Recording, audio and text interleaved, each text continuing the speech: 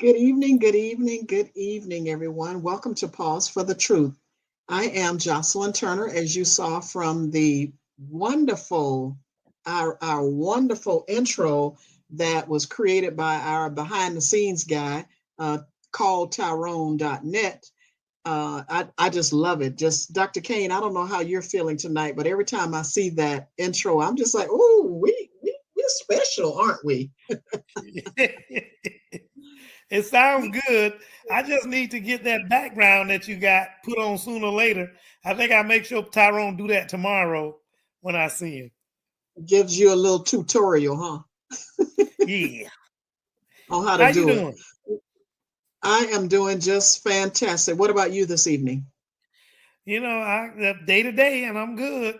As long as I wake up with both feet on top of the ground, I am in excellent shape. And this heat, I tell you what, it's just something else. But I'm not gonna. It's not about me at this moment. But I have on my sleeveless top because it's like, oh, it's so hot in Florida today. But we are just so pleased, Dr. Kane, to have joining with us tonight two distinguished pediatricians in Northeast Florida. And I shouldn't limit it to Northeast Florida because these ladies are so awesome. They speak wherever they're asked. They're both active with their sororities and professionally have done so much for our communities, for babies, for children. And we're just so pleased to have them come on tonight to talk about what parents need to know to get their children ready for going back to school. Now, I don't know about you, Dr. Kane, but I don't have any children, but I remember when it was time to go back to school and it was still hot outside. I'm like, it's too early to go back to school. So, back in the day, and yeah, I'm going to date myself and say we didn't go back to school until after Labor Day. So it just seems insane for it to be so hot, Doctors Roll and Pope, that children are going to have to go back to school. So we're going to have to mention something about making sure that your children stay cool. So how are you doing this evening? I'll start with Dr. Roll. Good evening. I'm so excited to be here tonight. I am doing wonderful.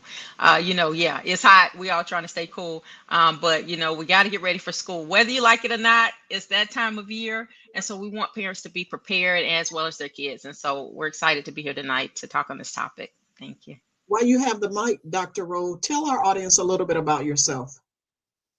Well, I am a graduate of Fisk University and Meharry Medical College. I trained here at UF Health here in Jacksonville, and I currently work for Ascension. And I am the medical director, or one of the medical directors at Ascension, and previously medical director and health officer for the health department.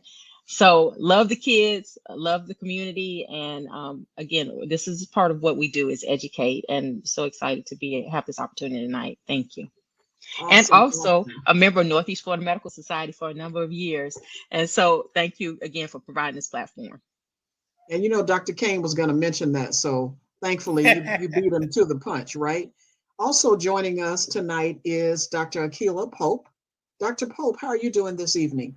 I am doing very, very well. Happy to be back with you all on this lovely evening to talk about our wonderful kids, talk about our future and what we should be doing to prepare them as they return back to school this year. And yes, this is fairly early going back as I date myself. I know it just Let seems me, Miss insane, Turner. right? Miss Turner, let me just say that, and both of these ladies, for the little short verbiage I'm gonna get this evening, know both of them well. They're excellent physicians. I would take my grandkids these days. Kids are too old. Grandkids to see either one of them. They have been excellent servants to the community, and I got a lot of crossover with both of them. Being at the health department, being at UF Health, being at St. Vincent's, being medical director at St. Vincent's. It just goes on and on, but we have a lot of crossover. But what it just shows is just to show how our physicians are really, really concerned about our community. And these ladies, nonetheless, as well as any of them, at the top of the heap. Thank you, Dr. Kane. And Dr. Pope, before we start the conversation, can you tell our listeners a little bit about yourself? Mike muted.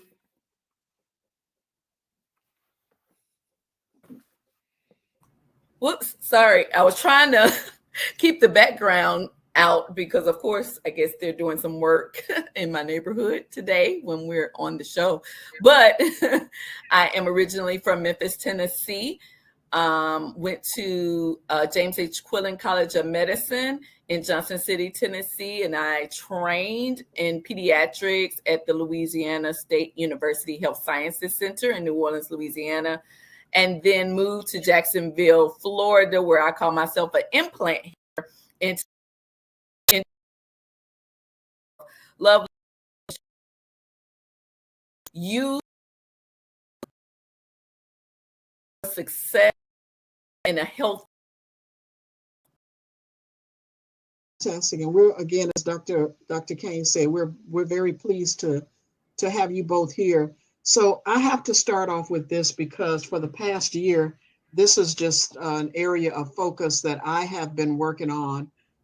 So I just like to start out by asking, and either one of you can take the question, are children experiencing new health conditions as a result of COVID-19 that you've seen? Well, in the last few years, and this has been documented, there's been some studies around this. We've seen an increase in diabetes being diagnosed in children. And that's not necessarily just related to COVID, Right. but COVID certainly didn't help. As children were sitting at home, less active, not getting that playtime outside or being able to interact with friends as much, that was certainly an issue.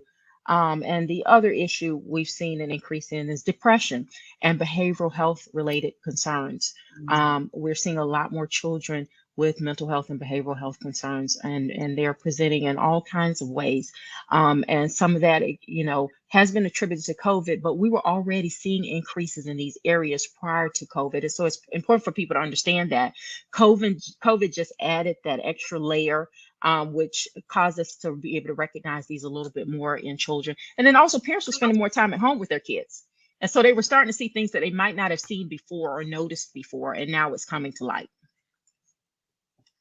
Yeah, I agree with Dr. Rowe. Definitely diabetes, and then piggybacking off of an increase or drastic increase in obesity from a lack of exercise, going outside, interacting with their peers in the way that they would normally interact with them during organized sports, or even just having play dates that they would normally have, as well as our mental health, as far as anxiety and depression, and some even PTSD from the lack of going to school or interacting with others, or wanting to go to school. So they're having a lot of challenges that are coming up directly related to COVID-19. It'll be interesting to see how, people always talk about how resilient children are. Mhm. It'll be interesting to see how soon they bounce back, for lack of a better word. You know what I mean? Because most adults are, they're out and about doing things now, particularly here in Florida. People are resuming normal activities.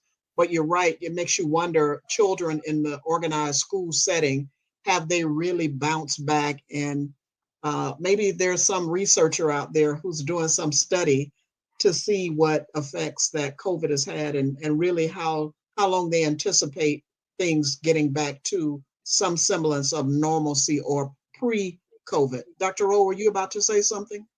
Yeah, I was going to say, yes, children are known to be resilient, but some of that resiliency is based on their environment, and family dynamics. That contributes to the resiliency of children. For a lot of these kids, they experienced a lot of trauma during this time. And also, they watched their parents not be able to necessarily cope with what was happening as it related to COVID-19, loss of jobs, difficulty finding food. When we grew up, stuff was happening in the household we didn't necessarily know about. because our parents didn't expose us to that. If they couldn't afford something, that wasn't always known to us as children. There were a lot of things we were insulated from. Unfortunately, our society today, children are exposed to a lot of things that we weren't necessarily exposed to as children. And it isn't always just their household, it's through social media, it's through family members. And so these things also contribute to how resilient you can be. Again, nurturing home, it's leading by example helps with that. So there are a lot of factors to contribute to that, including the environment in which a child is dwelling, and whether they already had underlying issues. A person can only take so much at some point. And so we have to have coping strategies in place and support for our children in order for them to be able to bounce back. If they don't have that level of comfort, that level of trust, or ways of coping, it can make it difficult to bounce back or be resilient in any situation. So it's the weekend before, it's 2 weeks before school starting, almost to the date. What advice would you give parents as they prepare to get their children ready? Now, we don't have to talk about getting the clothes ready, going shopping and all that. I think parents they're cool with that and getting a backpack and stuff like that. But what are some things you would tell parents right now to start readying their children for going back to school? Mm-hmm. Dr. Pope? So what we typically start off is saying you need to get your routines back. So start back with the sleep habits and good sleep hygiene, ensuring that the kids are getting enough sleep. So 8 to 10 hours a night. For most on average for kids, making sure that routine is in place because as we all know, everybody's been up all night playing video games, watching TV, playing with their siblings, having a good old time, but now it's time to get back to business. So making sure the parents are on board with getting those routines back. And then when you think about nutrition, transitioning from the hamburgers and the hot dogs and the sugary foods, but getting them back on the route, right? Getting them back to the routine of eating healthy and being active in the way that they would normally be. Also, organized sports are coming back. So they want to make sure that they're being prepared for that, encouraging their young ones, if they are in organized sports, making sure that they have the right equipment, protective equipment to make sure that they are being safe as well. So we just want to make sure that routines are back to what we say normal. Gotcha. Dr. Rule, anything you'd like to add to that? It's certainly very important, extremely important, and they still have some time to get those routines in place. The other thing is, from a primary care standpoint, we are inundated this time of year with back to school physicals, vaccines, and so we don't want parents to wait to the last minute. Yeah, it's 2 weeks before; it's still not too late. Some parents, blow off the first day of school, say it's not that important, and they're not going to do anything. But really, the first day of school is very important, particularly for a kid that's attending a new school, because it's the time you get to know all of your teachers, you get to gel and meet new friends. By the time you get there the second and third day, everybody's kind of gotten to know everybody a little bit. People have kind of gotten a little comfortable with each other. They already know who the teacher is and what the expectations are. And so you don't want your child to miss out on that. In order for them to be present that first day, they really need to have everything in place. In addition to their supplies and all of that, we need to make sure if they require a school physical that they've gotten that and they've gotten the required vaccines that are needed. The same thing Dr. Pope mentioned about sports and organized sports. A lot of these kids want to play sports, they'll need a sports physical, and you certainly don't want them to miss the first day of tryouts because they did not have their sports physical in place. And so those are things we also encourage parents to think about and get done, make an appointment with their primary care provider to get those things done. I'd like to ask a quick question. Is there any difference? I mean, because you guys elaborate on a whole lot. There's a lot of stuff I see, and I'm taking care of old folks, but still some of the younger folks still trying to trickle in. Any difference between private school versus public school in terms of some of the requirements that you guys are aware of. I can't comment on it, but I am curious. So Dr. Pope, you like you to say something? So there may be some difference between a public school system who is pretty much state owned per se, and also private and charter schools as well. So they may or may not require certain school physicals or vaccinations. They may or may not allow certain exemptions per se. So you really want to check with the school that your child attends to make sure that you have all the requirements necessary to be able for that child to attend, like Dr. Rose said, on day one, so that they will not miss out on anything. Another thing that we really want to enforce is if your child has an underlying medical condition or a chronic condition such as asthma or any type of allergic reactions or any type of medications that they may need to take during the school day, the schools will require a medication authorization form to be present at the school in order for them to hold it, to self-carry, as well as to take it. So be mindful of that as you are enrolling your children into the schools. I will ask one other quick question, because you brought it my awareness to it, Dr. Pope. Mm-hmm. Is there any kind of a boilerplate template, a checklist that the parents should be looking at, whether it's public or private school, immunizations, the medication checklist that you mentioned, and so on and so on. And if we're aware of anywhere where they can go get some of those, get a list of things to make sure that they check off those, just kind of reminders for them. Mm-hmm.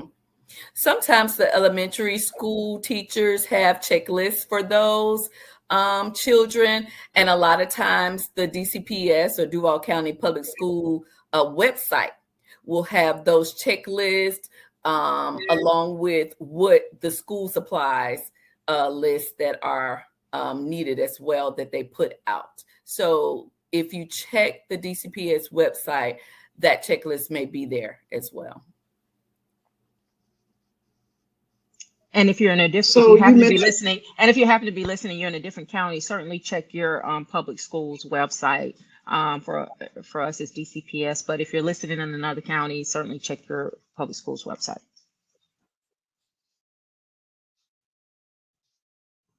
Yes, so I hope you all hear me because my internet seems to be unstable. So I hope you're getting it and I'm not breaking up. But what about students going to college? We seem like we've had a lot of focus on little ones and high school or middle school. What advice would you give to parents, or what do college students need to get back into school, into college, I'll say? Yeah, it's interesting that you asked that. Parents often forget about their college student until it's time for them to go. And it's like, oh my gosh, they need this paperwork filled out. And so it's school dependent for sure, but some schools do require forms to be filled out, a updated physical form and or a vaccination record. In the last few years, we've seen an uptick in the number of meningitis cases on college campuses. And so a lot of them are actually requiring those vaccines prior to them setting foot on the college campus. And so parents need to know what the requirements are of the college that their child is going to. And oftentimes the university or college will provide the forms needed for school entry. And so it's important for them not to forget that teenager that's going off to school. I've seen it too many times where it's like the week before, they're like, they sent me these papers, we got to get this done. And so it's important for them to remember, don't forget your student going off to college. Certainly you want them to be adequately protected against vaccine preventable diseases, and make sure they have their proper paperwork in place so they can be present the first day. Well, I'm glad you said that. You mentioned about, because I'm sorry, my public health background, I'm thinking about students who may go to school unprepared, sexually transmitted diseases, parents need to have that conversation. And if they're uncomfortable about it, Dr. Pope, that's when they can maybe tap into some of your folks at the health department, for example. If I know when I was working at the health department, some parents feel uncomfortable having those conversations with their adult kids going off to college and what have you. What advice would you give them? But to remind them, it is still important to have that conversation. Well, Jocelyn, I would advise them, just as you just said, please, please, please make sure you're having those conversations with your college age kids. It's very important that awareness is instilled in these college kids. Of course, they're busy trying to make friends and figure out where they're going on campus, trying to find their classes and just get acclimated. So making sure that you have that sit down conversation with your adults now going into college, making sure that you're talking about sexually transmitted infections and diseases and how they can be prevented.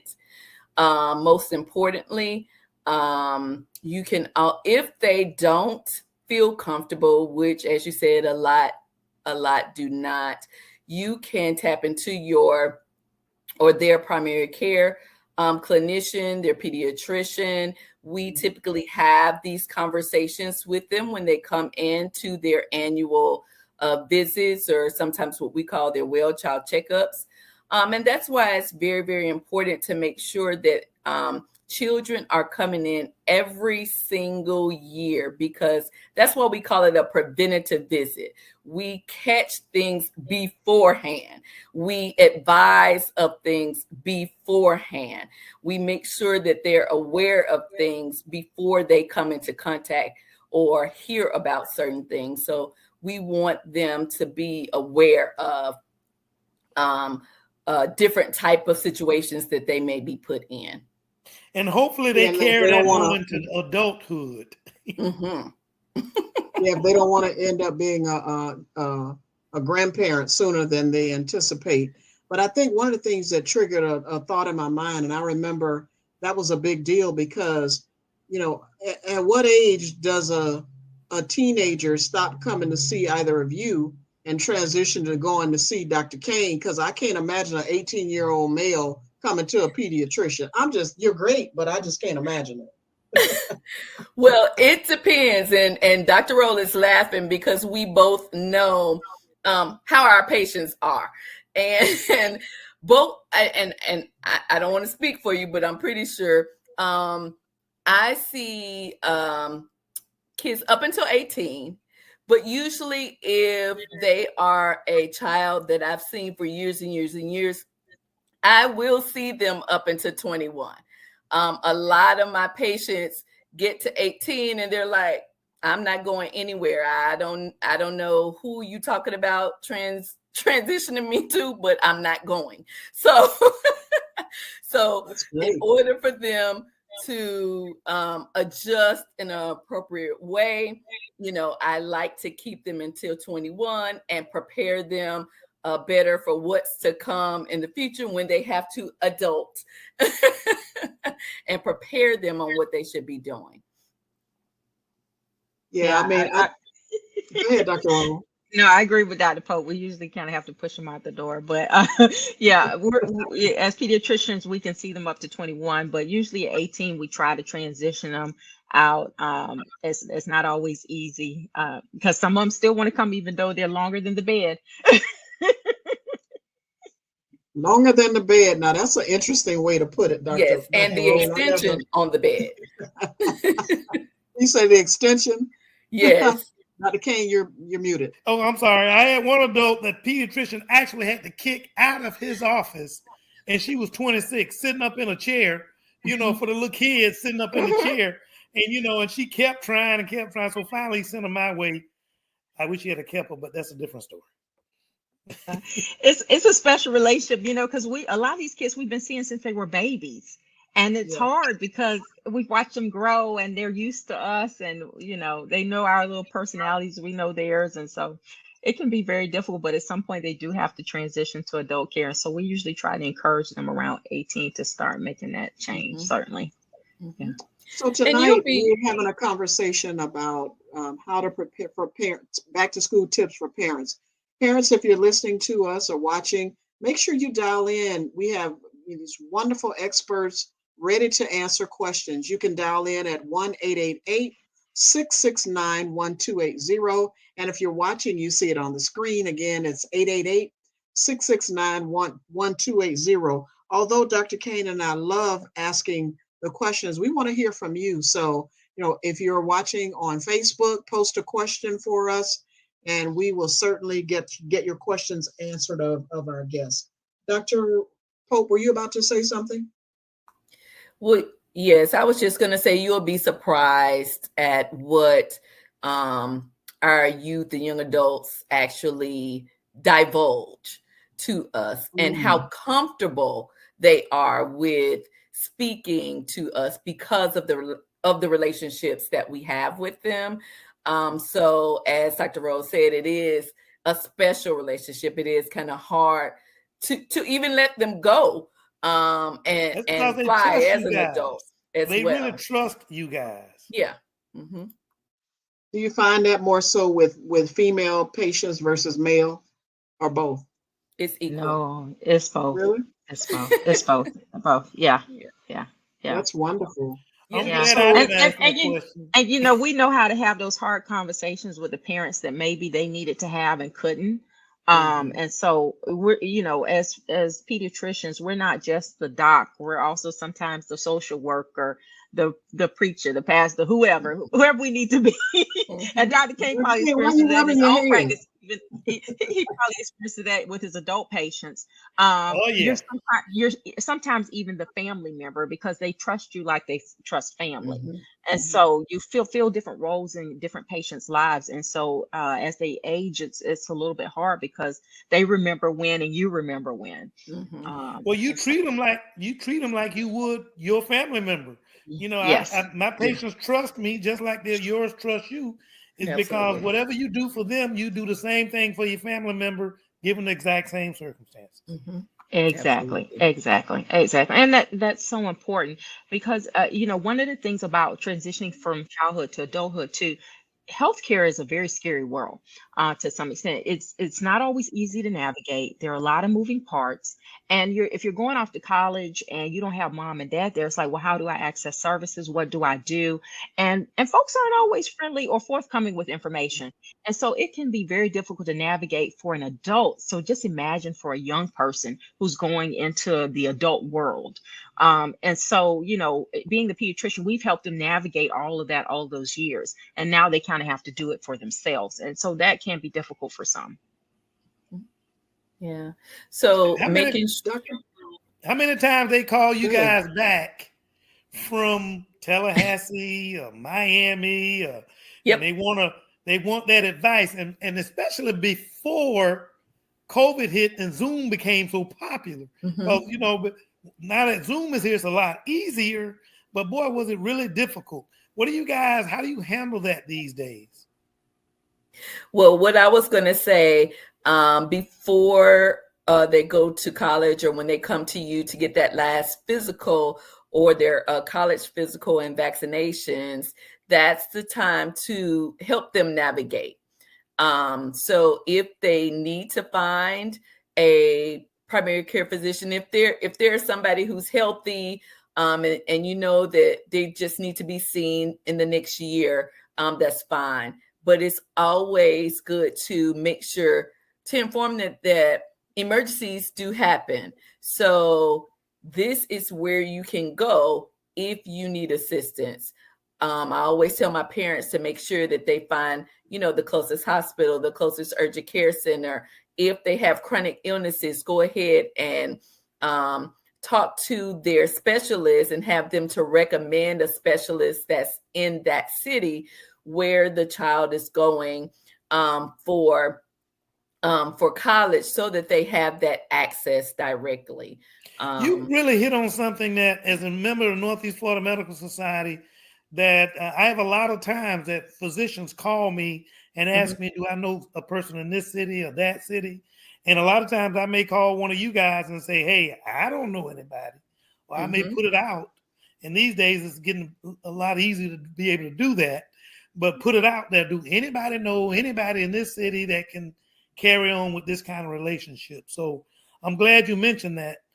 Because we're out again, we're there to help, and so y'all keep up the good work. Dr. Pope, I want to get back to a question, something that you mentioned earlier. You were talking about childhood obesity. And I know you've been on the show and we've talked about it in the past. What advice would you give for parents who are struggling to get their children to lose weight, and how can the family not make it just about the child, but adopt a healthy lifestyle for the entire family?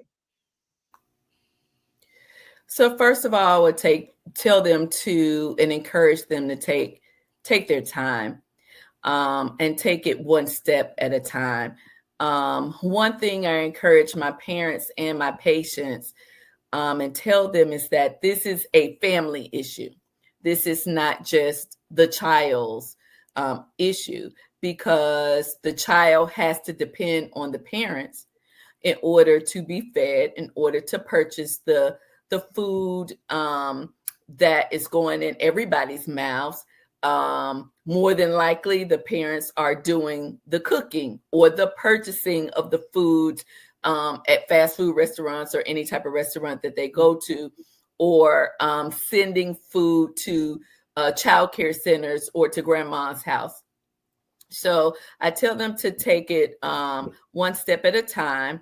Typically, I encourage them to try to choose one thing that they want to work on, and then follow back up with me so we can be accountable for each other, me taking care of the patient as well as them following the instructions or the plan of action that we have provided. So something as simple as only one, let's just say one soda per week versus one Mountain Dew per day. And let's start there and let's see what happens over the next 4 weeks, and let's see how well you did. And then encourage the parents to be encouraging to their children as well, and make it a competition if they want to. Make it fun for the children to be able to transition into a healthier lifestyle. And let's not say, oh, we're dieting or this is a diet. No, this is a healthy way of eating. We're eating healthy, or we're clean eating to make sure that our health and wellness for our body is good. And one of the things that I do Thank you. also, I was Go going to ahead, say, Dr. Roll. one of the things I do also when working with families who are obese, it's not just the child's issue, it's the family issue, as Dr. Pope stated. The other thing is I encourage physical fitness and not necessarily weight loss. Weight loss is very difficult to accomplish. You can accomplish it. We see people do it all the time. But sometimes folks get so focused on that scale that they lose sight of the goal. The goal is physical fitness, to eat better, move more, eat less, really. And so I try to get them to focus on physical fitness. And if you focus on physical fitness, the weight loss will come, and the muscle building will come. Like, for example, I tell kids, if you're walking a flight of stairs now and you're out of breath by the time you get to that flight of stairs, let's see if within the next week or two we can be better at that and not be so out of breath, or maybe even do 2 flights of stairs and just increase the number of flights. If you're walking a mile now and you're out of breath, okay, let's keep walking that mile until we're no longer out of breath. And then let's go ahead and increase to 2 miles, 3 miles, and just continue to set small goals for yourself. That in and of itself gets them, it helps to get them in the direction they need to be going without such a focus on weight. Yes, we recognize the need for folks to lose weight and all that, but sometimes that becomes such an obsession for people. And when they don't see that needle move the way they want it to move, it can often be defeating. The other thing is when you start to gain muscle mass, muscle weighs more. And so certainly if you're gaining muscle mass, the scale may not move the way you want it to move. And so again, physical fitness is usually what I emphasize over weight loss and eating right. You can have more gains with slight changes in nutrition than you can over exercise. Yes, you do them in combination, but nutrition by itself is at least 50% of the problem. And in some cases, it's almost all of the problem, because we've seen people who say they walk every day, but they're not really making many gains or whatever. That's because they're taking all those calories back in. So we got to have that balance, but certainly I think it's important for families to focus on physical fitness as a family. As parents, lead by example. When your kids are younger, it's easier to do that. And you set those goals and those habits when they're young. So when they get to be teenagers and young adults, that's already ingrained in them. So let's talk Yeah, a it little bit reminds about us when we were younger, and the one thing that our parents would always do, and I mean, it's kind of hot out there now, but they would send us outside, go outside and play. I don't care how hot it was. It could be high noon. They tell you to go outside and play, and it's too hot out there. We'll find something to do. Okay, because they encourage not only eating a pretty good diet at the time, because they had to eat whatever was at the table, but they also encouraged that physical activity. They made you go out and do that activity. Of course, with the changes in society and technology and all this other stuff, we're a lot less likely to be able to get our. I'm not going to be able to. Our kids are more likely not to get exercise because they're tied to the same thing you and all four of us are looking at, that computer screen. So. Yeah. The other thing is, for some, they don't feel like their neighborhood is safe enough to do these things. So that also plays a part too. If you feel like you live in a neighborhood that's not walkable, there are not sidewalks, dogs are always out, or there's crime or whatever, you can certainly find somewhere else to go, like the nearest mall. Like, leave your pocketbook in the car, but walk the mall. That's a way to do it. Like, there are parks, there are public parks that folks can go to. There are trails here in Jacksonville, and certainly all over the country. There are trails people can walk in public parks that they can go to. There are options out there should your neighborhood not be, as far as you're concerned, be safe enough to actually get out and exercise in. So I think about, and one of you mentioned it earlier, a lot of children go to school every day, or no, let me take that back. A lot of children, unfortunately, have special health conditions. And of course, it doesn't matter. Their parents still want them to receive an education and go to school with all other children. So if this is new to parents, if their child last year did not have a special medical condition, but now that child is going back to school with a particular health condition, you mentioned about a form, but is there a conversation that they need to have with their doctor, or is that a conversation they have with the school, or both? That's a conversation more than likely the doctor will have with the parent and the child to inform them, or to tell them to inform the school or either the teacher, depending on if it's elementary versus middle or high school, so that they can have an individualized health plan. And that's what you will see in the school systems. So there are school health nurses, there are people that the school deems as individuals to make sure that these plans are in place, and make sure that they sit down, have a conversation with the parents and the child in order to come up with a plan of action, just in case anything is needed, whether it's medication or what to do if there's an emergency, or if there's a flare-up of that illness that they have. So yes, usually we as pediatricians or physicians will inform the parents to have that conversation so everyone is aware of the condition. You guys brought up a very good point, and because I do have a special needs grandson, and then I got some in terms of being on the spectrum, and as well as a granddaughter that got some certain medical conditions. And even though I'm speaking as a granddad, I guess I'm just a doling granddad that was concerned about his babies and his babies.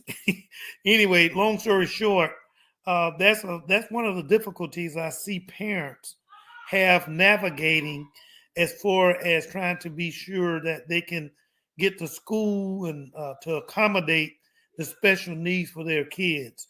Anything in particular that can, and I guess I keep thinking about checklists and stuff that's trying to help these parents. Maybe there's some certain state agencies they need to contact to help help accommodate these kids. You know, if they're ADHD and so on and so on. I think you guys get the drift of what I'm trying to get to, and you may be able to answer. Hopefully, I asked it well enough for at least to draw you guys in.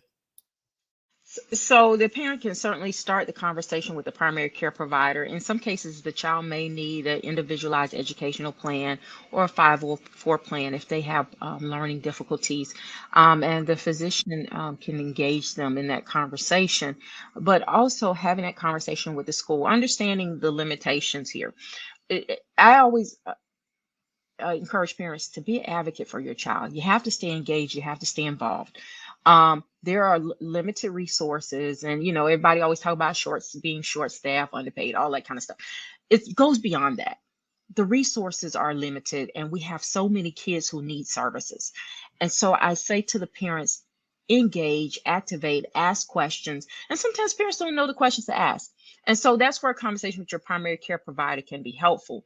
But hey, your kid has a learning disability, or you have some other concern regarding their ability to process the information they're learning at school. You can certainly initiate that conversation with your primary care provider, but also schools have counselors and things of that nature. Having those conversations and following up and following through. Oftentimes your child is one of 100,000 that are in need of the same services.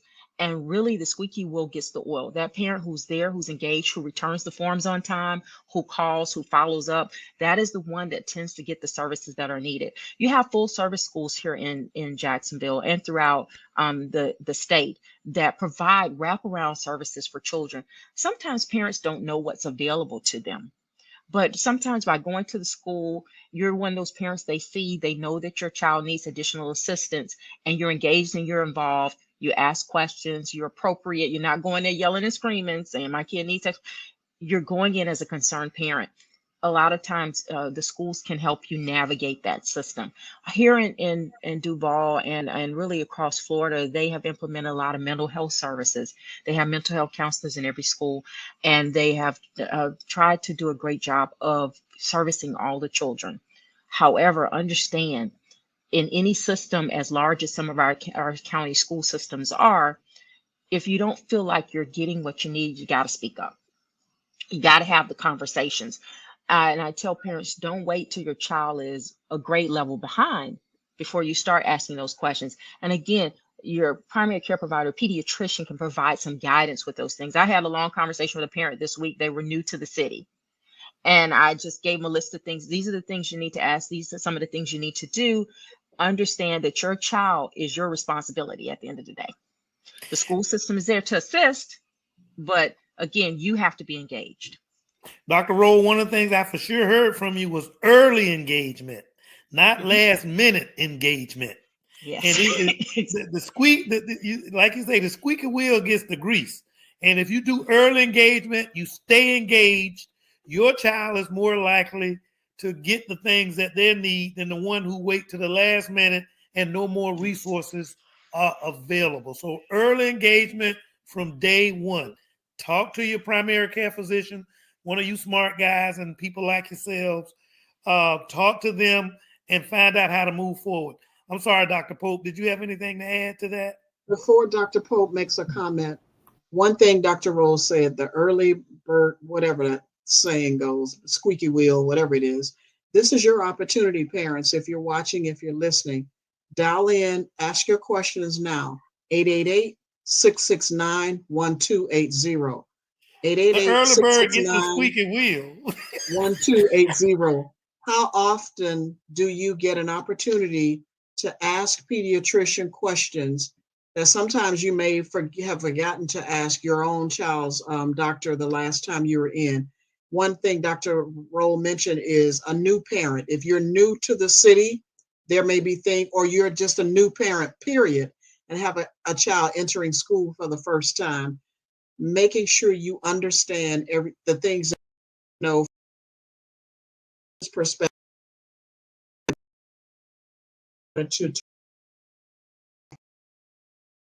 Couple of things. As Dr. Rose said, be persistent, and make sure if someone is giving you instructions, make sure you're following them and following through. If you see that you are hitting a roadblock per se, let's just say you're not getting anywhere with the actual teacher, then go to the principal. If you're not getting anywhere with the principal, then go to the school board, because there is assistance and resources. We just need to find the people who know where those resources are. So yes, indeed, please be an advocate for your child. Secondly, as Jocelyn just mentioned, most parents have questions, but they may not remember them. They may forget them. As you think of them, make a list.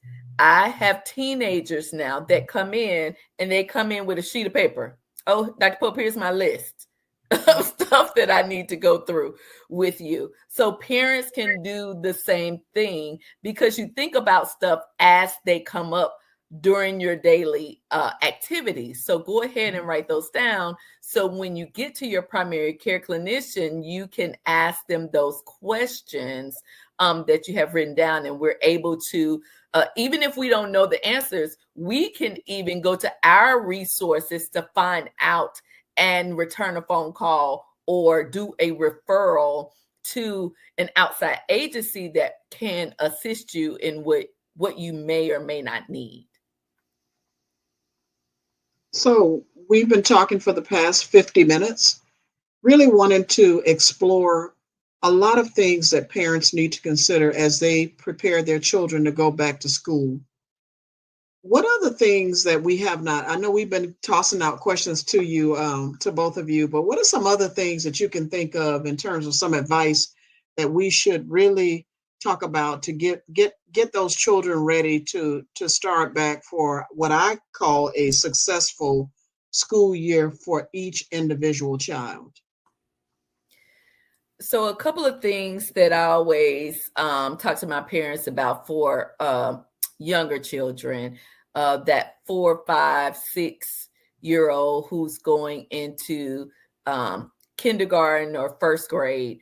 Really be mindful that this is new to this child, and they don't know this environment.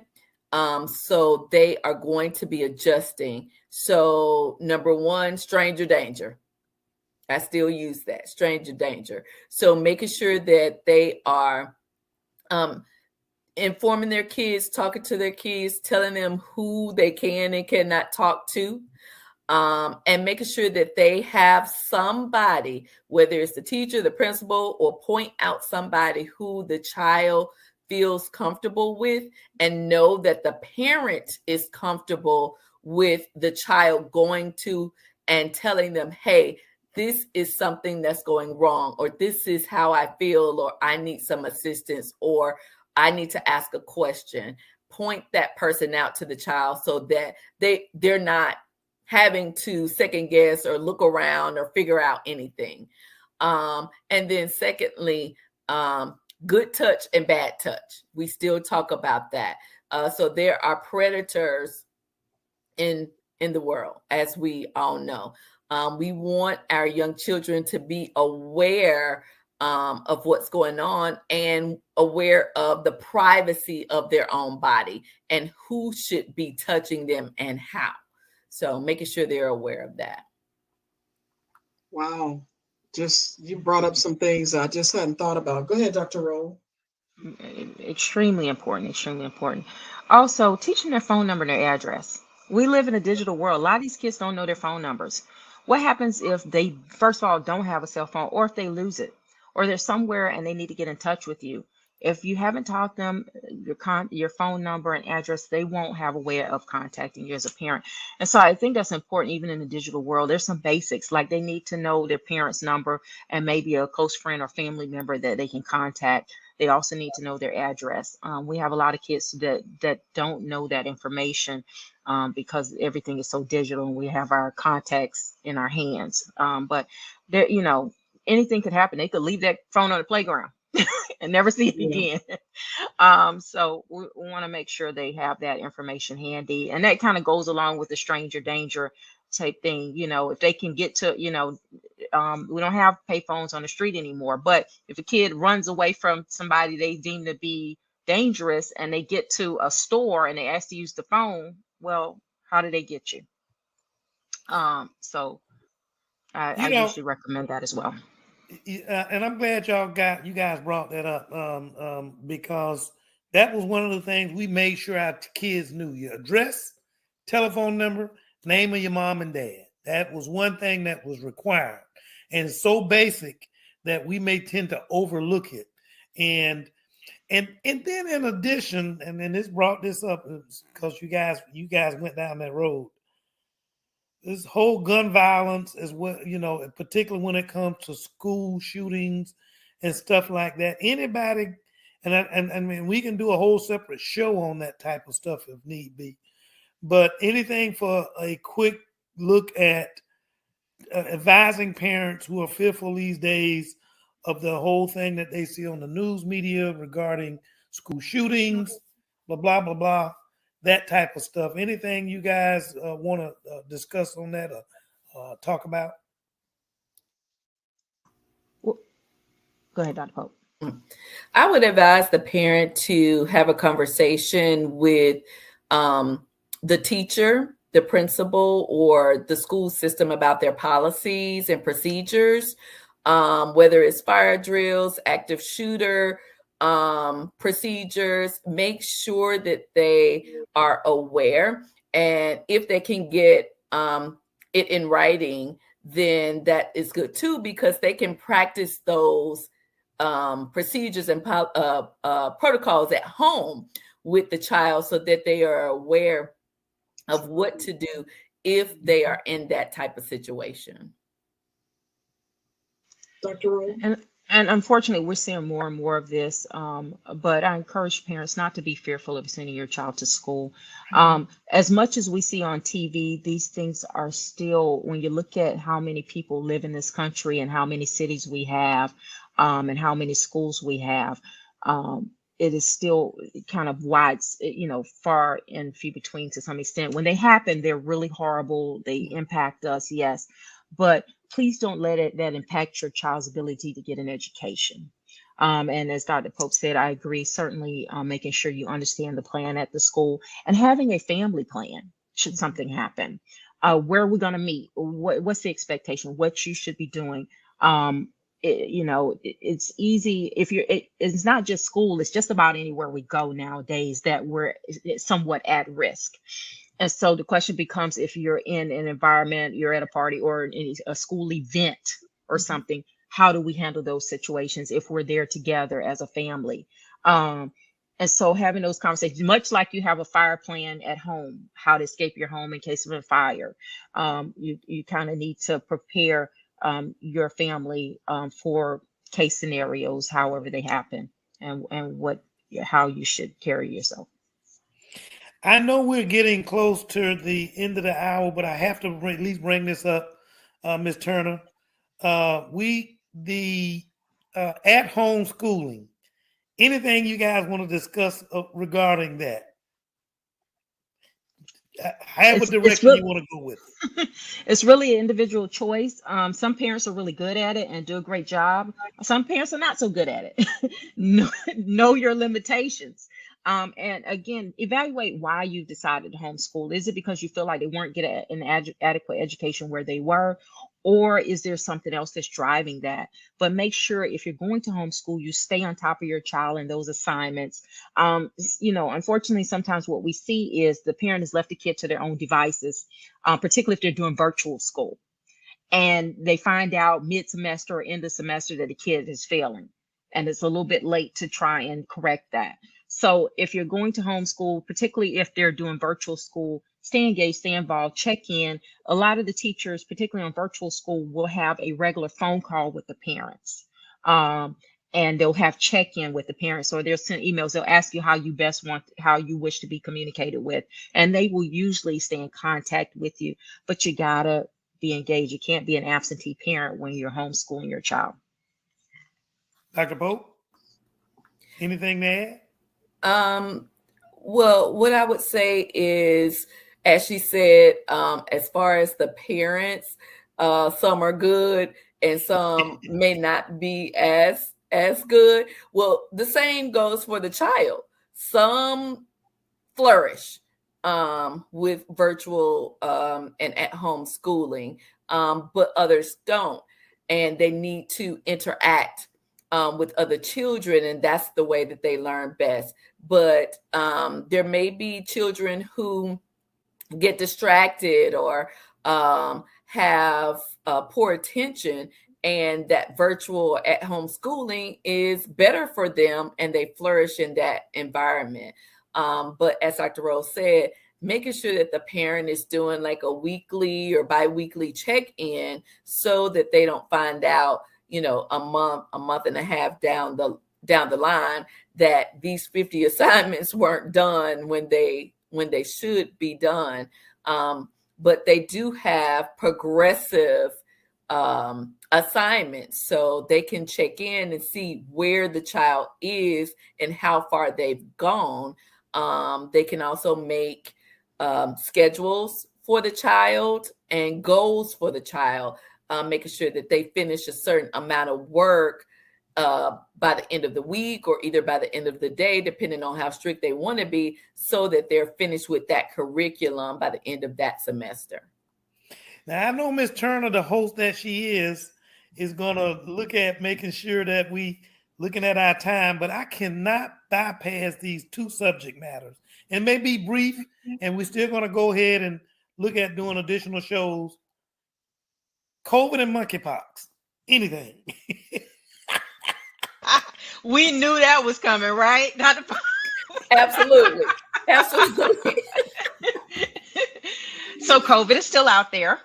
Absolutely. And we have to learn to live with COVID. It's not going anywhere. It is what it is.